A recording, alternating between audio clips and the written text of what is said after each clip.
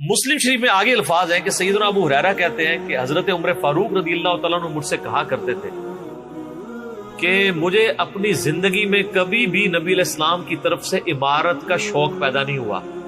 یعنی وہ کہتے تھے میری ایک یعنی زندگی میں جو عمارت والا معاملہ ہے میں اس سے دور ہی بھاگتا ہوں.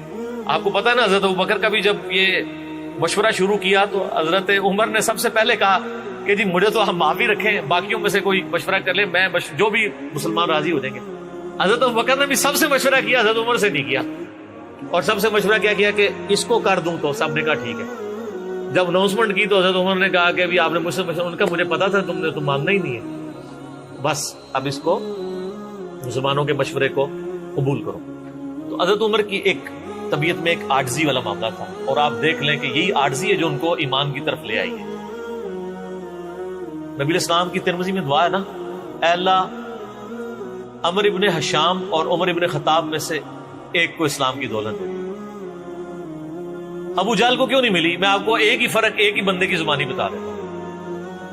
حضرت عبداللہ ابن مسعود کہتے ہیں, صحیح بخاری میں آتا ہے کہ جب اس مرنے کے قریب تھا, دو بچوں نے اس کو قتل کر کے نیچے گرایا, بھی اس کی رمت باقی تھی, تو میں اس کی جب گردن کاٹنے کے لیے اس کے سینے پہ چڑھا تو مجھے کہنے لگا کہ تم ایک یعنی کم ذات کے آدمی نے ایک بہت بڑی سواری کے اوپر سوار ہوا ہے, اور میری گردن کو نیچے سے کاٹنا تاکہ سردار کی گردن نظر آئے. یہ اکڑ آخری وقت میں بھی نہیں جا رہی ہے, ٹھیک ہے.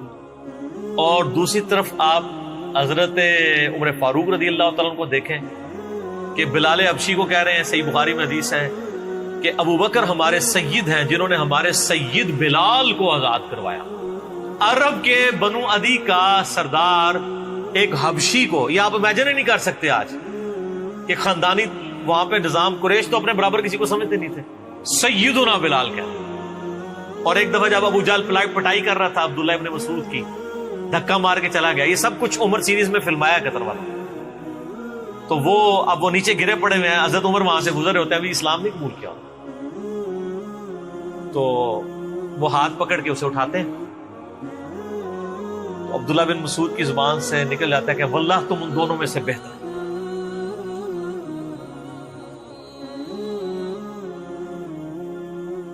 تو یعنی جو نبی علیہ السلام نے دو مانگے ہیں نا, ان میں سے تم بہتر, یعنی عاجزی ہے. یعنی ہے کافروں کی پارٹی میں اور میرے ساتھ بھی اس میں سلوک کر رہے ہیں, اور وہی ہوا, اللہ تعالیٰ نے ان کو قبول کر لیا. تو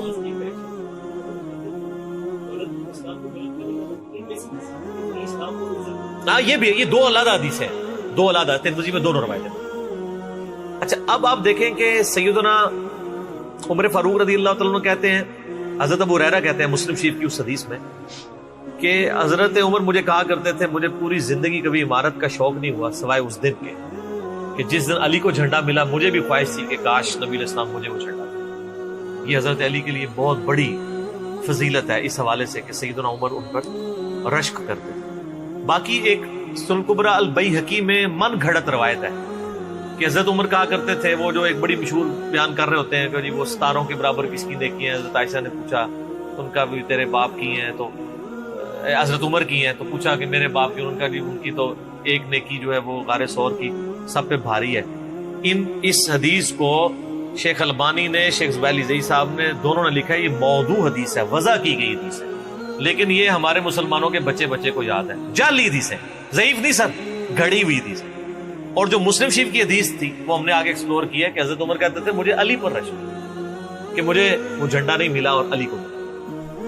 دوسری طرف سیدنا علی بھی سیدنا عمر سے بڑی محبت کرتے ہیں. بخاری اور مسلم دونوں میں حدیث ہے, مشکات میں بھی آپ کو مل جائے گی, تیسری جلد میں حضرت ابو بکر عمر کے فضائل کے چیپٹر میں. عبداللہ ابن عباس کہتے ہیں کہ سیدنا عمر کی میت رکھی ہوئی تھی اور لوگ ان کی میت پہ رو رہے تھے اور اپنے اپنے انداز میں ان کے اوپر سلام پیش کر رہے تھے کہ آپ کی وجہ سے اللہ نے اسلام کو اتنا عروج دیا, رومن اور پرشین امپائر گر گئی, یرموک اور قادسیہ میں اللہ نے مسلمانوں کو فتوحات دی. اور کہتے ہیں اتنے میں ایک شخص میرے پیچھے آگے کھڑا ہوا, کیونکہ میں بھی میت کے سامنے بیٹھا ہوا تھا, اس نے میرے کندھے کے اوپر آ کے یوں کونی رکھ لی. اور اس نے سیدنا عمر کی میت کو مخاطب کر کے کہا کہ اللہ تجھ پہ رحم کرے اے عمر ابن خطاب. میں نے اللہ کے محبوب صلی اللہ علیہ وآلہ وسلم سے بارہا سنا تھا کہ میں ابو بکر اور عمر فلاں جگہ گئے، میں ابو بکر اور عمر داخل ہوئے، میں ابو بکر اور عمر نکلے. مجھے امید تھی کہ تم اپنے ان دو ساتھیوں کے ساتھ جا کے ملو گے. کون سے دو ساتھی؟ سیدنا ابو بکر اور سیدنا محمد رسول اللہ صلی اللہ علیہ وآلہ وسلم. اور اللہ کی قسم اس روئے ارض پہ تم وہ شخص تھے کہ مجھے خواہش ہے کہ میں تمہارے اعمال کے ساتھ اللہ کے حضور پیش ہوں. ظاہر ہے اتنا بڑا عروج سر، انسانی تاریخ کا سب سے بڑا ریولوشن نبی علیہ السلام کا، اس کی ایپیکس سیدنا عمر کے دور میں ہوئی ہے. اور یہ اللہ کا معجزہ ہے. نبی علیہ السلام کی مبارک زندگی میں انقلاب آتا نا تو اس طرح کے تو بہت لیڈر پہلے بھی آئے تھے جنہوں نے اپنی زندگیوں میں انقلاب لے کے آئے تھے. یہ معجزہ یہ تھا کہ وہ شخص دنیا سے چلا گیا، ہزاروں اس کے ماننے والے مرتد ہو گئے عرب قبائل، اور چند مخلص ساتھی ساتھ ہیں، اس کے باوجود اللہ نے رومن اور پرشین امپائر الٹوا دیے. کتنا بڑا معجزہ ہے. اگر نبی علیہ السلام اپنی مبارک زندگی میں کر جاتے، وہ تو سکندر اعظم بھی کر گیا، بعد میں چنگیز خان نے بھی کیا، بڑے بڑے لیڈر آئے. یہ ڈفرنس، ایک یہ ڈفرنس، اور دوسرا ڈفرنس یہ کہ نبی علیہ السلام نے اپنی وفات کے بعد 10 سال بعد، 20 سال بعد، 30 سال بعد، 50 سال بعد، ایون 500 1000 سال بعد ہونے والے واقعات کو بھی بیان فرما دیا کہ یہ ہوگا. آج تو ہم تاریخ میں دیکھ سکتے ہیں کہ وہ سب کچھ ہوا ہے. اگر آپ کو شوق ہو تو دلائل النبوہ امام بیہقی کی کتاب ہے، 3500 حدیث پہ، 5ویں صدی ہجری میں لکھی گئی ہے. اس میں 500 سال میں جو نبی علیہ السلام کی پروفیسیز پوری ہوئی ہیں نا، منوان اسی طریقے سے موجود ہے. بخاری مسلم میں جو حدیثیں ہیں تاتاریوں سے جنگوں والی، وہ اس وقت تک نہیں ہوئی تھی، حدیثیں تو پہلے سے موجود تھی. آج تو ہم ان کو بھی درست مان رہے ہیں. ٹھیک ہے، نبی علیہ السلام نے پریڈکشن کی تھی کہ عنقریب کیسر روم ختم ہوگا، قیامت تک کوئی کیسر نہیں ہوگا. بخاری مسلم کی حدیث ہے، اور دیکھ لیں قیامت تک کوئی کیسر نہیں ہوا. عنقریب پرشین امپائر ختم ہوگی اور قیامت تک کوئی کسرا نہیں ہوگا. آج دیکھ لیں 1400 سال ہو گئے ہیں. سر یہ اسی طریقے سے ہے کہ میں کہوں کہ عنقریب امریکہ اور رشیا ختم ہو جائیں گے ود ان فیو ایئرس، اور قیامت تک کبھی ان کو پاورز نہیں ملیں گی جو کہ ابھی پاور ہیں اور جن کی صدیوں سے چل رہی ہیں. اور وہ پھر پاور بھی ان لوگوں کے ہاتھوں ہوئی ہے کہ جن کے پاس اسلحہ بھی نہیں تھا ان کے سے لڑنے کے لیے، مین پاور بھی نہیں تھی ان کے لیول کی، الٹوا دی اللہ تعالیٰ نے. تو سیدنا علی نے کہا کہ یعنی ابن عباس کہتے ہیں کہ حضرت عمر فاروق رضی اللہ تعالیٰ عنہ کی میت پہ یعنی یہ کلام وہ جو شخص میرے یعنی کندھے پہ کونی رکھ کے کر رہا تھا نا، تو میں نے جب اس کو مڑ کے دیکھا تو وہ علی بن ابی طالب جو سیدنا عمر کے بارے میں یہ کلمات کہا تھا. تو یعنی ان لوگوں کی للہیت تھی کہ وہ تعریف کیا کرتے تھے، کوئی آر محسوس نہیں کیا کرتے. اور آپ دیکھیں سیدنا عمر کی بھی کتنی محبت تھی سیدنا علی سے کہ جب کبھی بھی فارن ٹور پہ جاتے تھے اپنی جگہ حضرت علی کو خلیفہ بنا کے جاتے تھے. کیونکہ نبی علیہ السلام جب تبوک پہ گئے تھے تو سیدنا علی کو چھوڑ کے گئے تھے. بخاری مسلم میں آتا ہے حضرت علی رو پڑے، پہلا اور آخری موقع تھا کہ جنگ میں نہیں گئے. تو فرمایا تم اس پہ راضی نہیں ہو، تمہاری میرے ساتھ وہی نسبت ہے جو ہارون کی موسیٰ کے ساتھ، مگر میرے بعد کوئی نبی نہیں. تو حضرت عمر اس سنت میں عمل کرتے تھے. جب بھی وہ جاتے تھے، جب بیت المقدس فتح ہوا، چابیوں کے لیے انہوں نے بلایا، سیدنا علی کو اپنی جگہ چھوڑ کے گئے. اس سنت پہ عمل کیا کرتے. اور یہ بات شیعہ کے ہاں بھی ملتی. میری ایک شیعہ عالم کے ساتھ ایک دفعہ بحث ہوئی 2011-12 کی بات. تو مجھے کہنے لگے کہ حضرت عمر جو ہے نا حضرت علی کو خلیفہ بنانے میں مخلص نہیں تھے، اسی لیے انہوں نے 6 رکنی کمیٹی بنائی. ان کو چاہیے تھا ڈائریکٹ حضرت عمر حضرت علی کو نامزد کرتے. تو میں نے کہا اس کے پیچھے ریزن کیا ہے، وہ تو حضرت عمر نے خود بتائی ہے. بخاری مسلم دونوں میں حدیث ہے. ابن عمر کہتے ہیں جب حضرت عمر کو زخم لگا اور اب ہمیں یقین ہو گیا کہ وہ جانور نہیں ہوں گے، کھاتے تھے تو انتڑیاں کٹ چکی تھی، یہیں سے وہ سب کچھ نکل جاتا تھا. تو ہم نے عرض کیا کہ اپنا خلیفہ کسی کو نامزد کر دیں. تو انہوں نے کہا اگر میں اپنا خلیفہ کسی کو نامزد کرتا ہوں تو میں اس کی سنت پہ عمل کرتا ہوں جو مجھ سے بہتر ہے، ابو بکر. اور اگر میں نہیں کرتا تو میں اس کی سنت پہ عمل کروں گا جو ان سے بھی بہتر ہے، یعنی رسول اللہ صلی اللہ علیہ وسلم. ابن عمر کہتے ہیں جب میں نے حضرت عمر کی یہ بات سنی نا تو مجھے سمجھ آ گئی کہ اب حضرت عمر کسی کو نہیں بنائیں گے، کیونکہ وہ ہمیشہ ہر معاملے میں نبی علیہ السلام کی سنت کو پرائورٹی دیتے تھے. اور وہی ہوا کہ انہوں نے کہا کہ میں 6 رکنی کمیٹی بنا رہا ہوں. بخاری کے اور مسلم کے الفاظ ہیں کہ میں اپنے بعد اس امر خلافت میں ان 6 بندوں سے زیادہ کسی کو اہل نہیں سمجھتا جن سے رسول اللہ صلی اللہ علیہ وآلہ وسلم اپنی وفات تک راضی رہے. اور فرمایا علی، عثمان، طلحہ، زبیر، عبد الرحمن بن عوف، سعد ابن ابی وقاص. اچھا یہ کون ہے؟ عشرہ مبشرہ ہیں. عشرہ مبشرہ میں سے یہ 6 بندے باقی تھے اور ایک 7واں بھی تھا. اس کا نام اس نے لیا کہ ان کا بہنوئی تھا، سعید ابن زید. وہ تو معاویہ کے دور میں جا کے فوت ہوئے ہیں نا. سعید ابن زید تو بہت بعد میں فوت ہوئے. اور اسی بخاری میں الفاظ ہیں کہ عبداللہ بن عمر کو مشورے میں ضرور شامل کرنا لیکن اس کو کوئی خلیفہ نہ چنے. اور کہا کہ سعد ابن ابی وقاص پہ اگر تم متفق ہو جاؤ تو اسے خلیفہ چن لینا، اور میری اس بات کو دلیل نہ بنانا کہ میں نے اسے معزول کیا تھا پرشین امپائر کی گورنری سے. کہیں ایسا نہ ہو کہ تم اس پہ متفق اور کہو کہ اس کو تو عمر نے اتارا ہوا تھا، این ادھر رہنے دو. اس دے 62 لگ گئی ہے. یہ 62 ہے ہی جعلی چیز ہے. اسلام میں کوئی 62 نہیں ہے.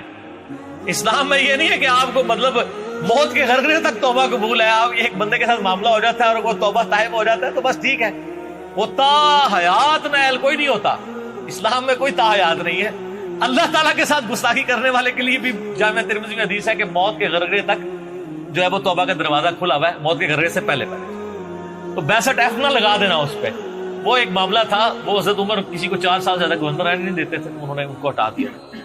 تو یعنی ان لوگوں کی یہ للہیت ہوا کرتی. تو میں نے اس کو کہا کہ دیکھو کہ یہ وجہ تھی کہ انہوں نے نبی الاسلام کی سنت پہ عمل کیا کہ میں ان 6 بندوں سے نبی الاسلام راضی تھے، میں اس کمیٹی بناؤں گا. میں اور اس میں الفاظ ہیں بخاری مسلم میں کہ میں زندگی بھر تمہارا بوجھ اٹھاتا رہا، اپنے مرنے کے بعد تمہارا بوجھ نہیں اٹھاؤں گا، تم خود اپنا خلیفہ چن لینا ان 6 میں سے. یعنی میں کسی کو نامینیٹ نہیں کروں گا. دوسرا میں نے اس شیعہ عالم سے یہ بات کی کہ حضرت عمر اتنے بڑے رسک کے اوپر تھے کہ جس نے پوری دنیا کو الٹ دیا ہے اور وہ چند بندے لے کے رومن اور پرشین امپائر کا وزٹ کر رہا ہے. کوئی بھی قافلہ ان پہ حملہ کر کے ان کو شہید کر سکتا تھا. اور اگر خدا نہ خواستہ اس دوران وہ شہید ہو جاتے تو حضرت علی آٹومیٹکلی خلیفہ ہوتے کیونکہ ان کو چھوڑ کے گئے ہوئے تھے. یہ ان کا اخلاص تھا. پھر سیدنا عمر نے حضرت علی کو چیف جسٹس لگایا ہوا تھا حجاز کا. چیف جسٹس آج کل نہیں سنبھالا جا رہا، اور اس زمانے میں جب اسلام کا دورہ ہو، عدل کا نظام ہو، اور تینوں جو زہد کے امام تھے نا، حضرت عمر نے ان کو چیف جسٹس لگایا تھا. رومن امپائر گری، اصحاب صفہ میں سے ابو درداء کو لگایا، سب سے غریب ترین صحابی. یہ ان کا کرائیٹیریا تھا. ابو سفیان، بڑے بڑے لوگ جو اینڈ پہ مسلمان ہوئے، یہ لائنیں بنا کے کھڑے رہتے تھے. حضرت عمر ان کو نہیں ملتے تھے جب تک باقیوں سے فارغ نہ ہو جائے. وہ کہتے تھے ہم سردار، ان کا نہیں، تم اسلام میں بعد میں آئے ہو. اور وہ مہاجرین کے وظیفے اور اصحاب بدر کے وظیفے انہوں نے باقیوں سے ڈبل لگائے ہوئے تھے کہ انہوں نے برے وقت میں اسلام کا ساتھ. اور پرشین امپائر گری، عبداللہ ابن مسعود، زہد ترین صحابی، زہد کے امام، ان کو وہاں پہ چیف جسٹس لگایا. اور حجاز کے اندر سیدنا علی کو لگایا. اور اس سے بھی بڑھ کے سیدنا علی ابن ابی طالب کی ایک بیٹی ہے ام کلثوم، سیدہ فاطمہ سے ان کا رشتہ مانگا سیدنا عمر کہ میرا اہل بیت رسول کے ساتھ رشتہ بنا. صحیح بخاری میں بھی اس کا ذکر اشارتاً موجود ہے ام کلثوم کا. شیعہ اور سنی دونوں کے ہاں ان کی کتابیں تو مانتی ہیں، بابے نہ مانے تو علیحدہ بات ہے. کتابوں میں موجود ہے کہ سیدنا عمر فاروق کی بیوی تھی ام کلثوم، اور سلام اللہ علیہا. اس کی وجہ سے یعنی انہوں نے ایک فخر محسوس کیا کہ میرا اہل بیت کے ساتھ ایک رشتہ داری والا معاملہ ہو. تو سیدنا عمر اس طرح کے معاملات کے اندر اہل بیت کے ساتھ بہت حسن سلوک والا معاملہ کیا کرتے تھے. اگرچہ ان کی طبیعت میں سختی ضرور تھی لیکن جو دین کے معاملے میں تھی وہ ساری سختی اپنی ذات کے معاملے میں نہیں ہوا کرتی. صحیح مسلم میں ایک حدیث ہے، اسی پہ میں کنکلوڈ کرتا ہوں کہ سیدنا عمر نے ایک خواب دیکھا کہ مجھے ایک مرغے نے خواب میں ٹھونگے ماری. انہوں نے پھر اگلے دن خطبہ دیا. انہوں نے کہا کہ میں نے خواب میں دیکھا ہے کہ اس طرح مجھے ایک مرغ نے چونچے ماری ہیں خواب کے اندر. میں نے اس کی تعبیر یہ کی ہے کہ عنقریب مجھے قتل کر دیا، اور اگر بائی چانس اچانک میں مار دیا جاؤں، یہ تو کسی کو نہیں پتا تھا کہ وہ ایک تقریباً 3-4 دن تک زخمی حالت میں ہوش میں رہیں گے. اچانک بھی تو مر سکتے تھے اگر گردن اتر جاتی. اگر میں اچانک مار دیا جاؤں تو تم اس امر خلافت کو ان 6 بندوں سے باہر نہ جانے دینا. صحیح مسلم میں ان 6 بندوں کے نام نہیں ہیں، لیکن بخاری میں وہ نام بھی ہیں: سیدنا علی، عثمان، طلحہ، زبیر، عبد الرحمن بن عوف اور سعد بن ابی وقاص. اور انہوں نے کنسنسس کے ساتھ پھر بعد میں سیدنا علی اور عثمان ہی بچ گئے تھے. ان میں ٹائی پڑ گئی تھی تو الٹیمیٹلی پھر حضرت عثمان کو چن لیا گیا. تو اگر میں اچانک مار دیا جاؤں تو ان 6 بندوں سے باہر کسی کو خلیفہ نہ چننا. اور مجھے پتا ہے کہ جب تم ان 6 بندوں میں سے کسی کو خلیفہ چنو گے تو کچھ لوگ تمہاری مخالفت کریں گے، اور یہ وہی لوگ ہیں جن کو میں نے اسلام کی خاطر اپنے ہاتھوں سے مارا ہوا ہے. یعنی وہ لوگ جو بالکل اینڈ پہ مسلمان ہوئے ہیں، جن سے ہم نے غزوہ بدر، خندق، احد لڑی ہوئی ہے. اب یہ اینڈ پہ مسلمان ہوئے ہیں، چونکہ وہاں پہ بھی انہوں نے حکمرانی دیکھی ہوئی ہے، تو یہاں پہ بھی ان کی خواہش یہ ہوگی کہ ان میں سے کسی کو خلیفہ چنا جائے. تو جب تم دیکھو کہ ایسے لوگ اس خلافت کے دشمن ہیں، ان 6 میں سے کسی بندے کی خلافت کی مخالفت کر رہے ہیں، تو تم سمجھ لینا کہ یہ لوگ اللہ کے دشمن، اور دوسرے الفاظ تو بڑے سخت ہیں، کافر ہیں. اب اس کی انجینئرنگ میں نہیں کرتا، وہ پھر کسی اور طرف بات چلی جائے گی. آپ میرا ریسرچ پیپر واقعہ کربلا کا حقیقی پس منظر 72 صحیح الاسناد احادیث کی روشنی میں، جس میں میں نے 200 روایتیں اکثر بخاری مسلم سے پیش کی ہیں، اس کے سٹارٹ میں نے حدیث لکھ کے پھر لکھا ہے کہ اب آئندہ صفحات میں آپ کو پتہ چلے گا کہ سیدنا عمر اسلام کا دشمن کن لوگوں کو سمجھتے تھے. اور یہی الفاظ صحیح بخاری میں عبداللہ بن عمر نے بھی استعمال کیے تھے. کس کے بارے میں کیے تھے وہ ہمارا اب ریسرچ پیپر. ٹھیک ہے.